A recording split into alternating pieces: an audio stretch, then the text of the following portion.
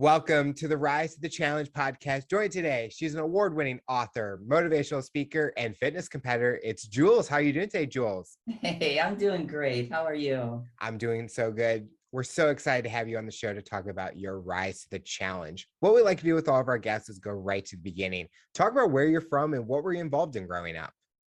You know, I was raised in the upper Midwest, so Minnesota, Wisconsin area, and it was in the 70s. And so at that time, things were nowhere near as advanced as it is today. So resources were quite limited. We have just basic blue collar folk. You know, we have a lot of laborers. You know, that was my community. And so I was an only child. And my daddy, I adored him. He was I would do anything just to be by his side. I just thought he was phenomenal. And I think it was vice versa too. And my mom, she was a secretary. She was always real low key, but she was still a really good mom. And so my father had a small business that was really struggling. And I can only imagine what my mom made for minimum wage in the 70s. I mean, I can't even fathom, was there even a check, you know? And so my father, unfortunately, had the disease of alcoholism. And during the struggles, really struggled with his drinking. And one evening he came home in a drunken stupor. And I guess he was at his wit's end. And so of the options he had, the best choice he felt was to commit a family suicide. And I'm grateful to report that there was nobody who died, thank goodness. But during that time, my mom was, with him in the kitchen. He's writing this letter. I have no idea how she even did that. And what he would do is he would come back to my room and say goodnight to me, and say goodbye to me.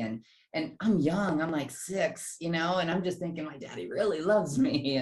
But what's happening at this time is that my mom has taken the gun off the kitchen counter and throwing it over the porch. So every time he would go back to my room, my mom would take the gun and throw it. And this is the Midwest. I mean, hunting is very prevalent. It's something you do for the family, in order to even bring in food. And so there was no shortage of rifles and that sort of stuff. And so every time he'd come out, he would just grab another one. Like I said, gratefully, that all ended on a better note than it was expected. And so we had the opportunity when a phone call came in, that my mom and I ran. And I didn't see my father thereafter, I want to say like 20 years. And so it was a really, really big change. I'm small. I don't know what we're doing. Why aren't we going home? A lot of these questions. And again, going back to the resources my mom had, I have to imagine the reason why she made the choice to get married so quickly was because she could not financially put a roof over our heads, or, so she quickly, like 6 months after the divorce, quickly remarried, and she married into a larger family. So now I'm one of 6 kids. I'm once an only child, right? I got the world, everybody. I'm center of attention. I'm this loved daughter. And now I'm lost. I'm lost in the shadows. My mom is now taken on a different role. Of course, she's mothering more children. I don't know who this really like militant, grumpy, mean man is that's now playing the role of my father. And these kids, I mean, it's like these kids, they don't know me. I don't know them. And then the abuse, there's sexual abuse, which within this family unit. And it's throughout, all the way back from the brothers to the uncles to the grandparents. I mean, it's just incestuous all the way down. And so I got caught in the web. And this went on for about 3 years until we actually left the area and moved to Washington. And so I'm not heard. I'm small. I'm really frail. I'm a small, like super pale, if you can imagine. I just don't want to be seen. I don't want to be in the spotlight because this man is really, really he's gross. He's just gross. So, fast forward a little bit, we We move to another state. We move out to California. And at this time, it's like I'm acquiring all this rage and anger, and nobody's understanding. Like, even when I'd have the meltdown, it was put upon me that you need to really put your emotions in check. Like, stop overreacting. All the things that we hear when the people around us are not equipped to deal with this kind of stuff. And it's all a result of my trauma. So here I am, I'm in California. California is very advanced from the Midwest. Yeah. So I am now wearing mini skirts and high heels, and man, I've arrived, right? Like, I'm definitely being seen. And so what's happening is at one point in time, I was able to go to a camp, and it was the YMCA camp, and it was out like in Santa Cruz, California. And so when I went there, here I'm amongst all these girls my age, we're in the little cabins out in the woods, kind of like, the typical little screenshot you see there. And I'm just completely enmeshed with these amazing people who are listening to me and relating to me. And little did I know that I wasn't supposed to tell everything. And so that came rolling out of my mouth about the abuse I had endured from both my brother, my father, and a cousin at this point. And so, rightfully so, the counselor was, by authority, she had to tell the authorities, legally she had to report that. And so that's when I was taken out of my home by the authorities. And I actually lived with the counselor, which was wonderful. I mean, she was very accommodating, considering. But what happened is she was actually in the middle or ending a divorce. And so she is sowing oats. In other words, what that means, she is partying, there's men, there's liquor, there's cocaine, there's everything. And I just got enmeshed in that. So the coming of the story comes to the surface. My mom takes some action. The divorce is in the process. We all move back to the Midwest because there's family units there and a little bit easier to live than Southern California on a one-person income. Mm-hmm. And so, so I get back and I'm starting 9th grade. Now, if you can imagine, here we have a girl who has been in California with all of that promiscuous energy and power and misunderstanding of what really life is, because this trauma cloud is all she sees. So when I got back, a pivotal point is I was in the counselor's office. Now I'm in 9th grade. I'm probably 14 years old. And this counselor, again, very small town, I just have to think the resources were limited.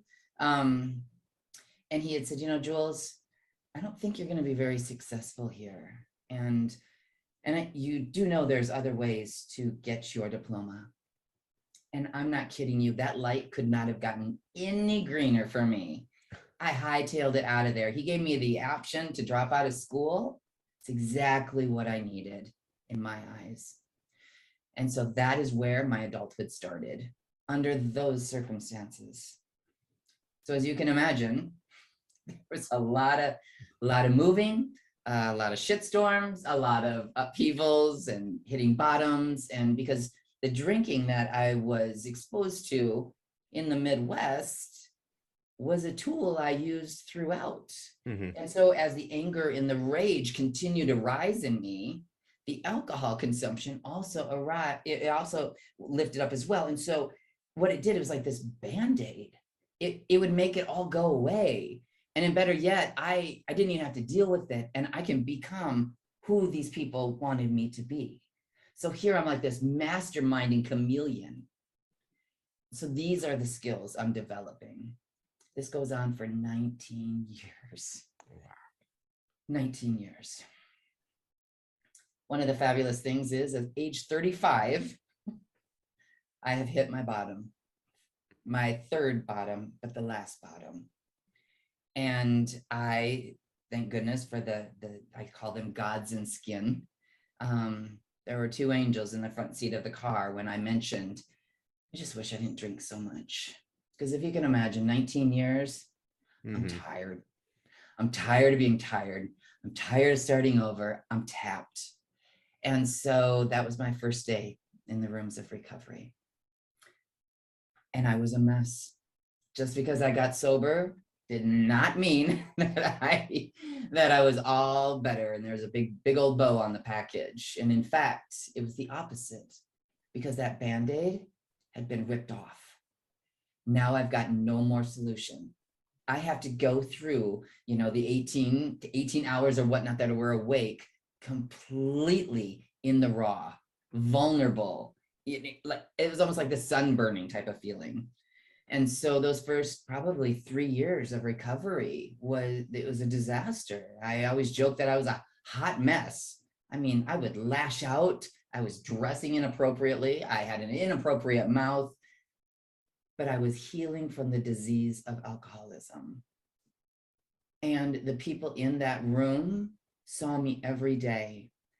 So little things like, Jules, it's really good to see you. What? This is way too much. What? This is like some kind of coax. It's like, what, this is a fake. And it was almost like I despite them, I would keep coming back. And it's like, I'm going to figure out what this is all about. And, they'd come in and they'd give me this hug and they'd be like, come sit up here with me in the front. Unbelievable sources of love that I could not fathom. But these were the people who held me in that space as we did 124 hours and the next 24 hours. I mean, everything. My mom died in the first year and a half sobriety. These people held on to me, no matter how wicked I got.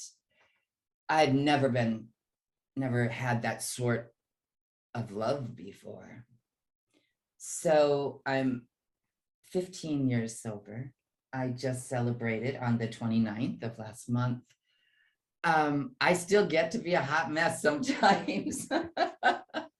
But what it means today is that that loving circle of people, of course, has grown tremendously. And now even outside of the rooms of recovery. But I have this ability today to be able to speak that language of the heart. We can talk about weather. We can talk about politics. But you know what? We all know exactly what it means when I say despair or isolation or darkness. Doesn't matter what I believe. I know exactly what that feels like. And those are the points that I find when I connect with people, that I'm able to, we move forward, we move through stuff, and that's a gift I could not, oh my God, I couldn't even make myself move forward, let alone, be of help to anybody else. So yeah, it's been a journey thus far. And it just feels like I'm starting. It's like part 2 of my life.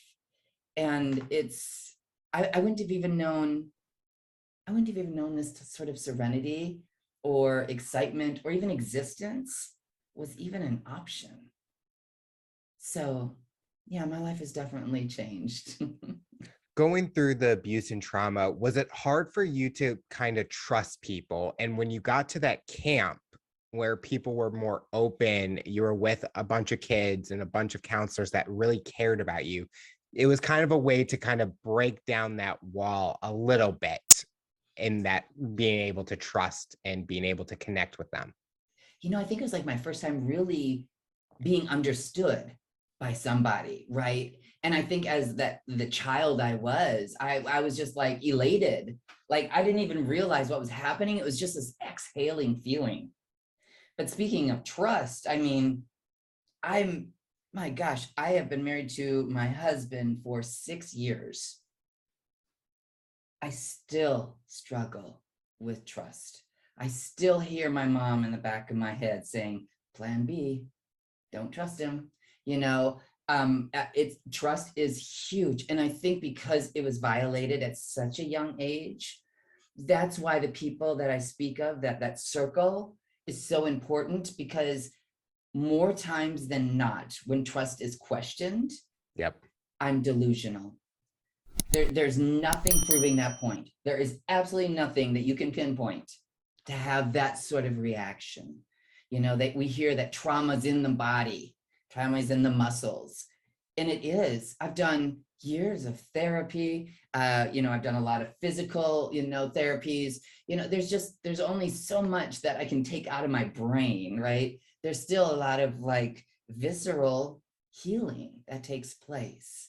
So it's definitely been a process. And you're right, that might have been the very start of, that onion peeling back just a little bit. But it was an amazing feeling to just be heard like that. I think a lot of people, when they're younger and they go through something, it kind of sticks with them over time. And how we were talking about trust, and then with you and your marriage, how it's a battle, but each step you're getting closer and closer to learning more about being able to, and especially your husband's doing anything he can to help and make you feel safe and calm at the same time. And this is kind of hard because it's what if situations, when you went to and lived with the counselor, if she didn't have that kind of lifestyle, do you think maybe it would be different outcomes possibly? Like maybe you wouldn't maybe go down a certain path. Maybe it could give you some closure, clarity of the past, and be able to be a kid, be someone, and try to find passions and life stuff. At this stage, when I do look back, and perhaps it's because I've been able to live the full circle, like before recovery and then now after. Yep. I really have, and this is too, when people come into your life, and you see their journey and you see the patterns, but then you see all of a sudden they get sober, and it's like, okay, that was part of the process. I'm a firm believer on that. First off, it keeps me out of blaming. Mm-hmm. It also puts my faith back where it's supposed to be, right? Like source has got this, and it also takes the judgment out. And those are three things. If I stay there, I am in a really good space. So what I do is I look back, all the past of everything that had happened. And I just have to believe that every step of that way was for a reason. Yep. Because everything that I was once shunned, like for instance, you're a dropout. You're a slut. You're a good for nothing. You're a burnout. Okay. Now let's bring this over into today's world. I'm sexually liberated. I'm very well self-taught. I can educate myself. I did go on to college, but that tells me that I have that ability, and I'm extremely resilient. So all of the things that people can see as terrible, negative, I always say it's not good, it's not bad, it just is. Mm-hmm. And when you apply that, this neutrality takes place, and it's almost like releasing it. I don't carry it. So that's how I'd have to answer that question, is that just happens to be part of my journey. Yeah, no, I totally understand that, because definitely with a rise of the challenge, everyone goes ups and down like a mountain. No one has that straight path, but each time we get knocked down, we rise like a phoenix back up to get to somewhere that we want to go. You mentioned earlier that you dropped out of school, and it was kind of a way to get on the path with education. And then you just mentioned about college. What were you wanting to pursue in college? What was that goal for you? What was that dream job that you were wanting? People think, oh my God, she got out of high school at that age, man, rock on, party out. It's like, oh no. My number one thing, I just wanted to get my feet underneath me. Mm-hmm. And I knew if I had, furthered my education, I could get a job, and I wouldn't have to be a chameleon for other people. I wouldn't have to abide by others for my survival. I have 7 transcripts. Wow. That tells you every time I relocated, I would land, I'd become who they needed me to be, which is usually very much in a sexual realm. I would move, I would pretty much stay. I wouldn't even move in, I would stay. And then I would get into a community college, get into the, and just picking up these courses. Because my game plan is like, if I could just do this by myself, I wouldn't have to answer to any of these toxic people who have control over me. Mm-hmm. So that's really all that was. That was my dream. It wasn't a job at all. I picked the highest paying thing that would allow me to reach that goal. Was there a class that you took that you kind of was like, wow, I really enjoy this?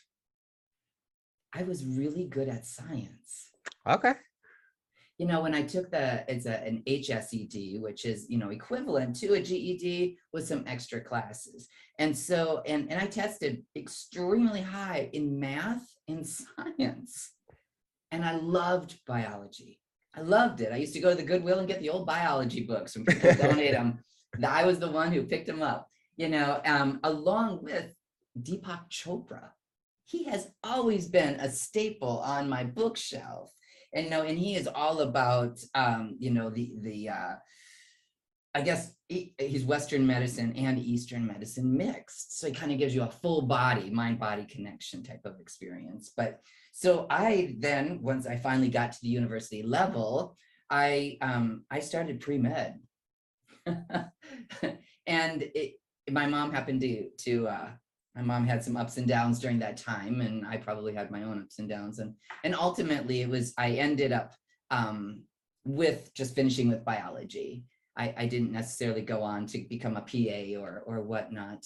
My mom had died actually at this stage. So, but yeah, I had no idea that I was even good at something like that. That was not encouraged growing up.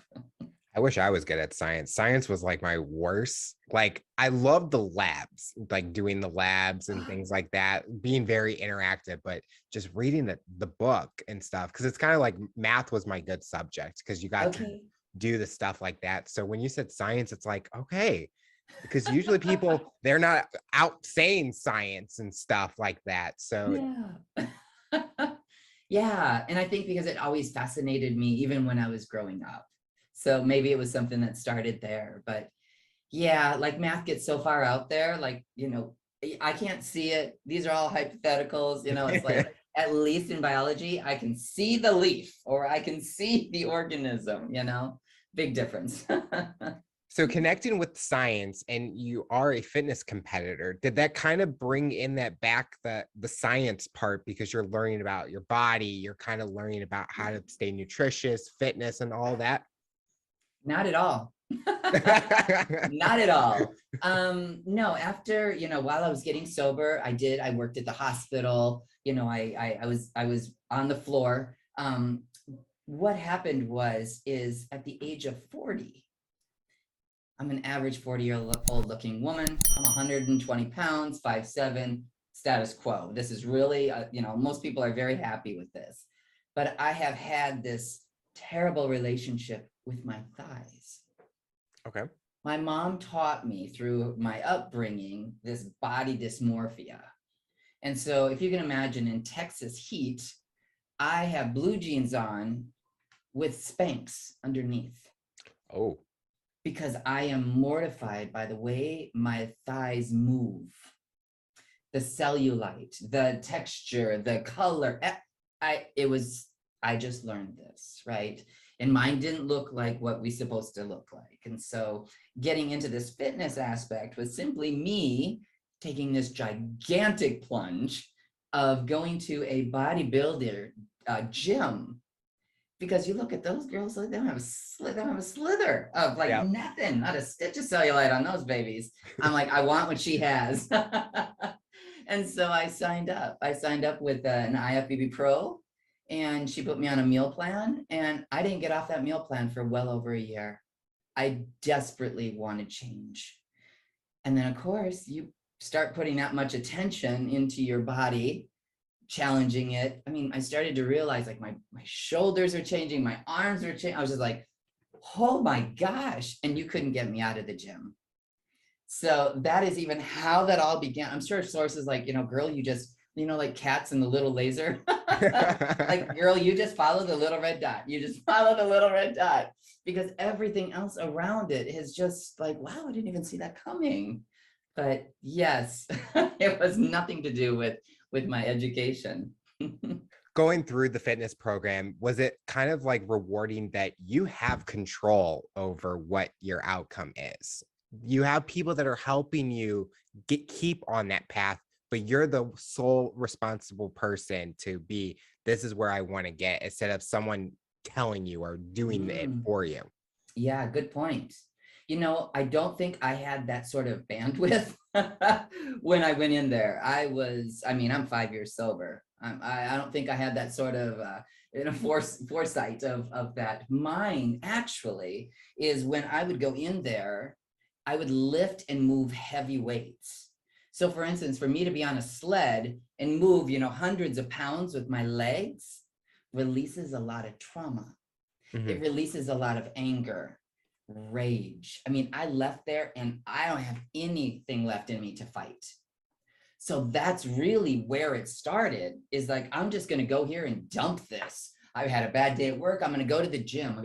So that's really what it was. Because even though my body was changing, I had such a delusion of what my body was. I didn't see it to the point others may have. I just went in for that good feeling of, I'm just going to dump this shit right here. So true. I Yeah. definitely can relate to that going to the gym. It's like you kind of just, you leave there, you're like, okay, weights off my shoulders, just go enjoy, just go be happy for the rest of the day, even if it's just sitting at home because you can't feel your legs at all, but it's so worth it. So worth it. Like that angst, that it's gone. I'm exhausted. I have nothing. I can't fight if I wanted to. If someone listening to this interview that's kind of in your situation and they want to get into the gym, kind of perform at a high level, what would you tell them to get going and get started in that program? I do a lot of my work, I do it inside. So even just writing down, I'm a big journaler. I love to journal because that's a way of prayer. That's a way of me connecting to this larger source out there. Mhm. My little mind sometimes can't wrap my brain around that stuff. So even just writing out like what I want. Another thing that was very, very successful for me was I would see pictures. We're flooded on the internet of beautiful people. Yeah. I would take that picture and make it my screensaver on my phone. A constant reminder of, I want something different. I want something different. And then it's amazing because what I found is, like, when I set my intention on something, maybe it's because my eyes are open, maybe I'm more willing. I don't know what it may be, but what happens is I start to see this path line up. Source brings me the right person. I'll have that conversation outside of Starbucks with a complete stranger, and they'll give me a telephone number. So then if it feels like it resonates, I grab the telephone number. I say, hey, Frank told me I need to contact you. So it's like, that's what it is for me. It's like, I really become mindful because I'm putting this out into the world. And I'm a firm believer, right? We're energy, we're energetic beings. And so if I'm putting this out into the world, I'm also going to attract this as well. And so a lot of times people get in their own way because of that block. Mhm. Yeah, I can't because I got a bad knee. I can't because, or yeah, buts. That's what I said. The yeah, buts. So really it's an inside job, because that's really where the unhappiness starts. But, and then too, there's millions of ways to get into the gym. COVID taught us that we can Yep. stay fit even outside of the gym. I mean, I wrote a book during COVID. I mean, if anything's possible, we know the path. We know it. It's been laid out for us more times than not. Have you been able to participate in any competitions or any fitness comps? Yes. I think it was probably about 5 years into my, yeah, probably 44. So about 4 years in, I did my first competition. Oh, I took third place. There were only 3 of us, but damn it, that was my third place medal. I was so proud. I mean, this was huge. I hadn't even worn a bikini, a 2-piece bikini in my life. So then to do something to that level was unbelievable. So then, years gone on, I got another trainer, as life does, life happens. And then I do a show, and I was like super conditioned, yet I didn't place as well as I thought. And one of the judges contacted my coach and said, there's one show left this year, and I think if we put her in the figure division, she'll do much better. I stayed in that prep mode for 12 more long days. And I did that show and I knocked it out of the park. A first, a second, and a third. And I qualified for nationals. Wow. So I did nationals the following year and I placed in the top 3. I took that third place trophy home amongst 15 other women, you know? So yes, holy crap, right? Again, watch the little red dot, Jules. You just do the workout. You just do the workout. Trust the process. And so I'm actually home now. I call it my no-fly zone. I don't travel or anything now because I'm gearing up to, again, go back to that national level show. And I'm going, you know, I'm aiming for my pro card, you know? So because that first place spot is going to be empty. Yeah. So I'm thinking, I have as much as opportunity as anybody else. Having those opportunities where you're focused on that next show, and you talked about going through sobriety, did it kind of keep you mentally focused on that task where you didn't have to worry about giving up or having those kind of distractions in your mind and things like that, so you didn't fall back and going backwards? Instead, this is the focus to go forwards. Got it. Great question. You know, what I've found is whatever that drive is that you're describing, that drive has been with me all along. That drive was the one that would not let me settle for living in that trailer court with that guy. Mm-hmm. That drive would not let me, you know, in that abusive relationship. Whatever that drive was, I was so laser focused because my life depended upon it. And so I think that's why I have that laser focus. And let's face it, you do that, you know, a few times, it becomes a practice. So then when I get into that grind, as we hear, or that, you know, that just, it's the grind. There's no other way to say it. You know, it's like, my body's like, this is what we do. And my community of people, this is what we do. So it's definitely something that was instilled in me, I believe, many, many years ago. Again, using one of my things from the past to benefit my future. Have you and your husband ever gone to the gym together and he's just amazed at your journey and what you're able to accomplish? You know, in the beginning, he said no, he would never go to the gym with me. When I met him, he was prepping for an Ironman.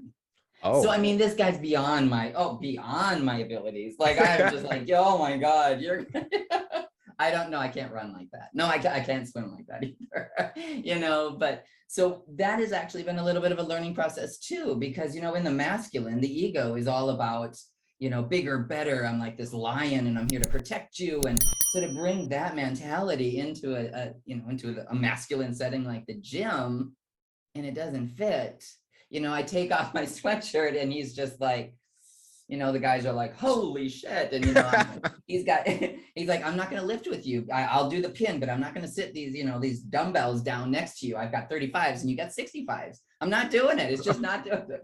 But now it's, you know, it's like, all right, baby, we're going to find the happy medium. And he actually trains with me and my coach. So it's that too, another learning curve, right? But to kind of figure out and now he does things differently. He has different goals than I do, you know, so he eats differently than I do. He's not on the crazy meal plan like I am. So yeah, that was another learning curve of the marriage. I think you brought up something so interesting where, like, you talked about how much weight you were lifting to what he was lifting. And I think a lot of people, that's their one struggle that they have, is they compare themselves to someone else. Like, oh, I have to go heavier because of that person's going heavier. And I think it's one of those things where people just have to have in their mind is do what you can do, because you're kind of grow and eventually get to that point. But you don't want to just go to those heavy weights and now your arm is in a sling because you injured yourself. It's kind of like you can't compare yourselves to others. And I think social media does a horrible job at that.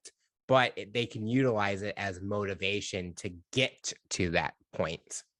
And, you know, I think being competitive is very much a human nature, right? Yeah. I think we always size up. That's part of our survival, right? But I think too, going on this fitness journey, I have learned that I can blow my shoulders out with 10-pound weights.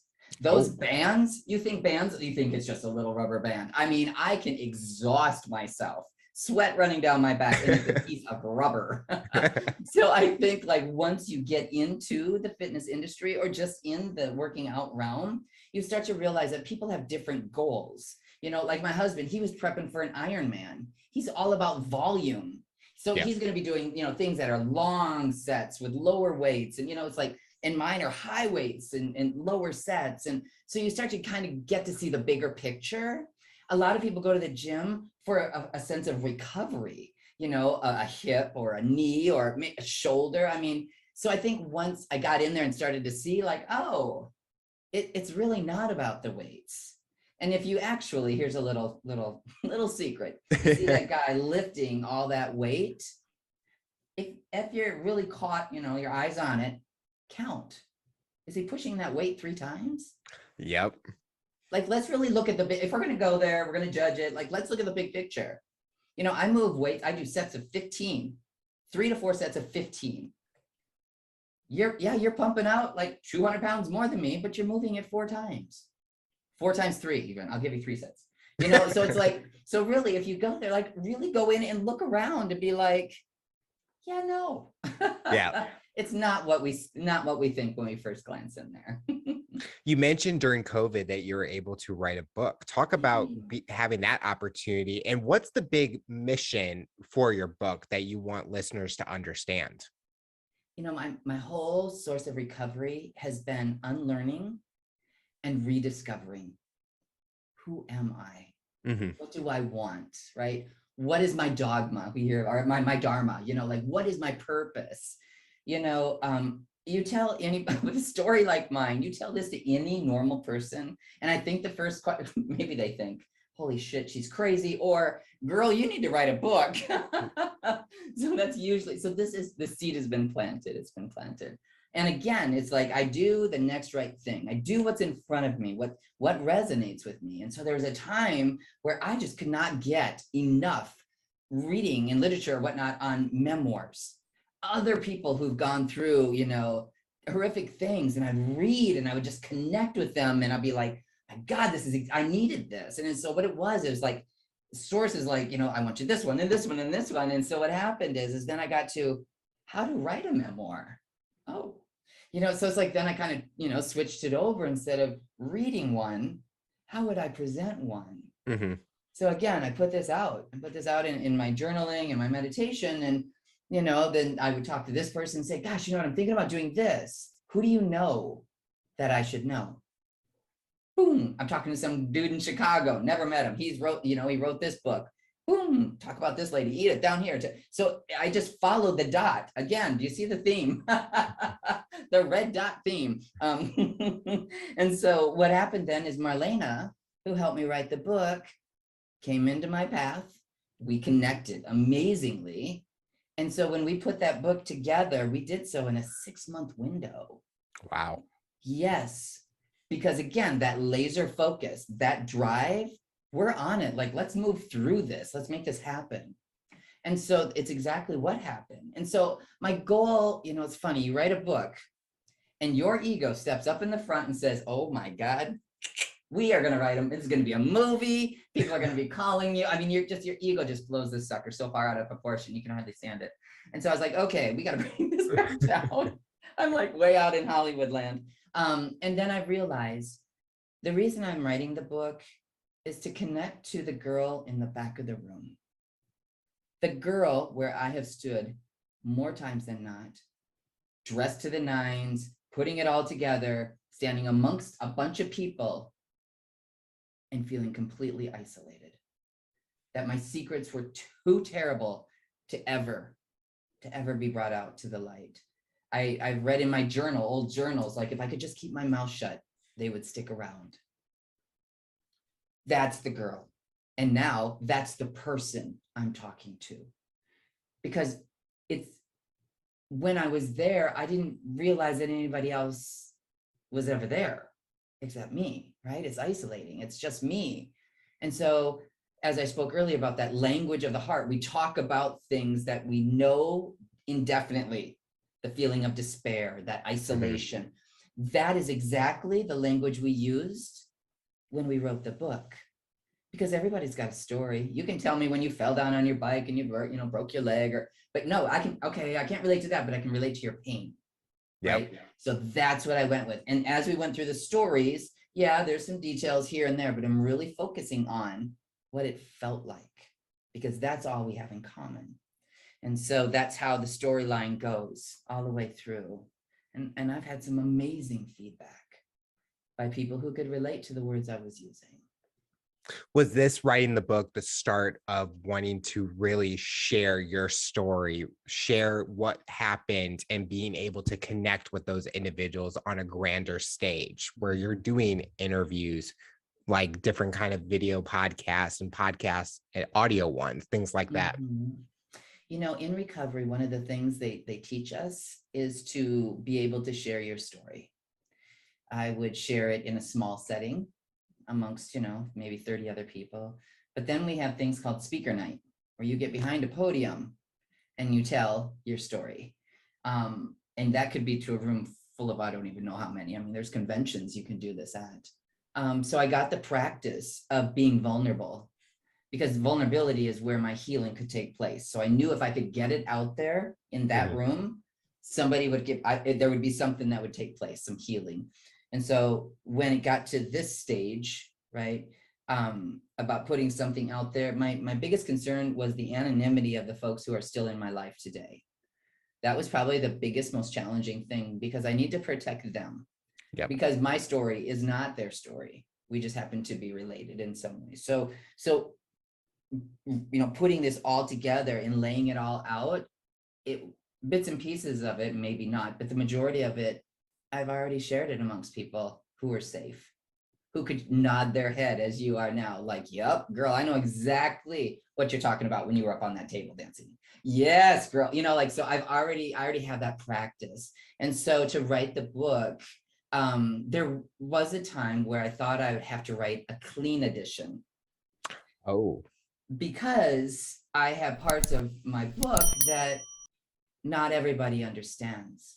I have I'm bisexual, for instance. I have a very open lifestyle, things that are still very controversial in some areas. And then I thought to myself, that's the last thing I'm going to do, because if anything needs to come to the light to be healed, it's this sort of dogma. It's this sort of stigmas. So I think I'm strong enough to be able to be that one, to be like, yep, this is what this means. So yeah, I think I'm equipped for it. And maybe that too is part of what happened in the first place. That ability to keep pushing through no matter who is trying to pull you down. Maybe that's there.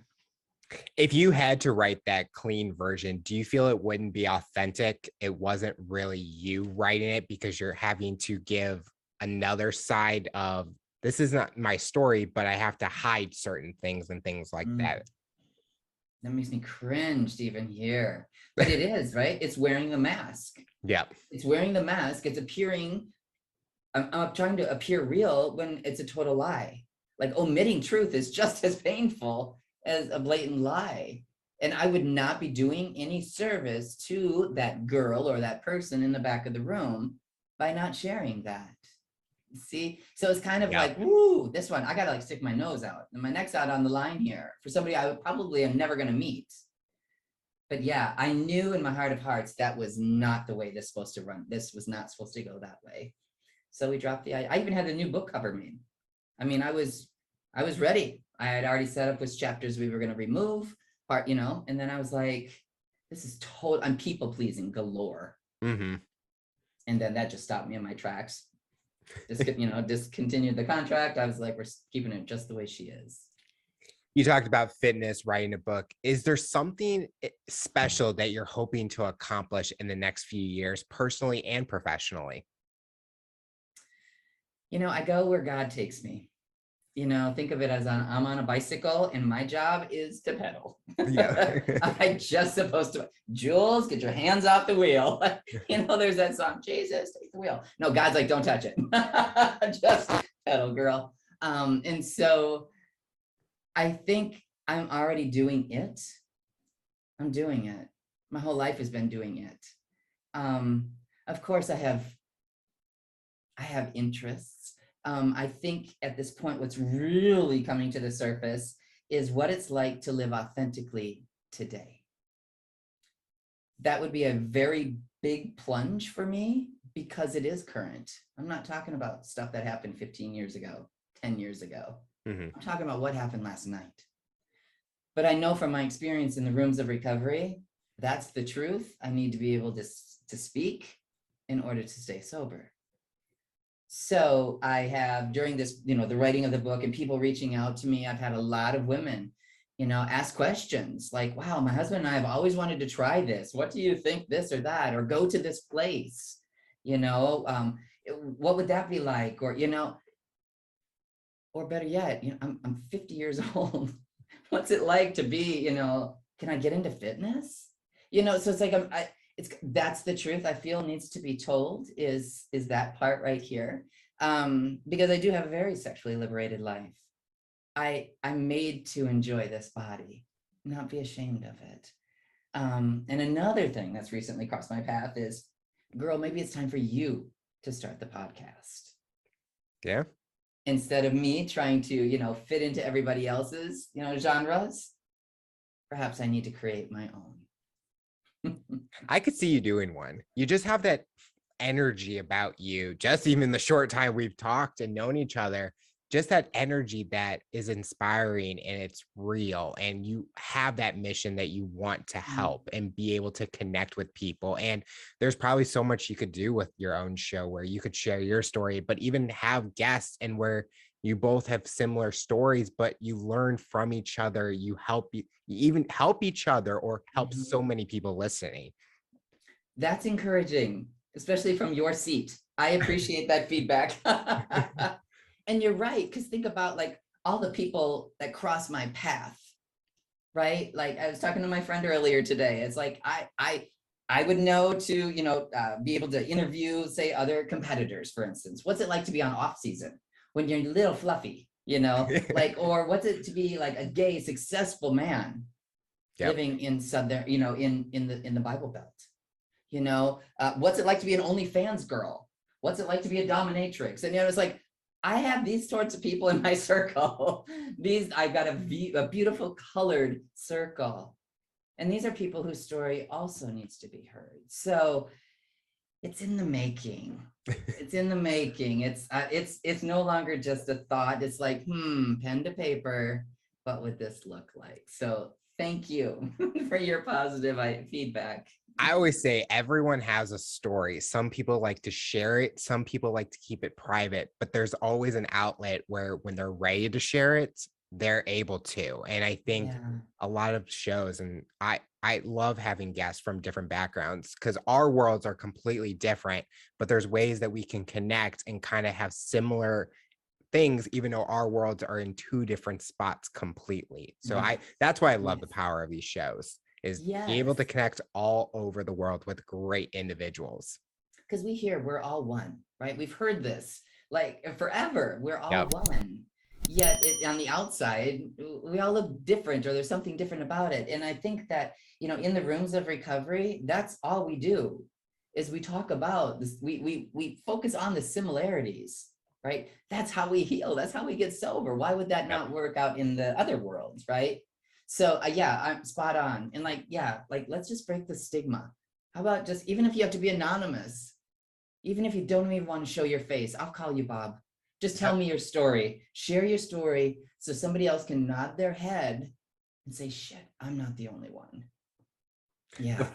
The final question I'll ask you, for someone that's listening to this interview based on your journey and experience, what tips or advice would you give them to overcome obstacles, accomplish their goals, and rise to the challenge?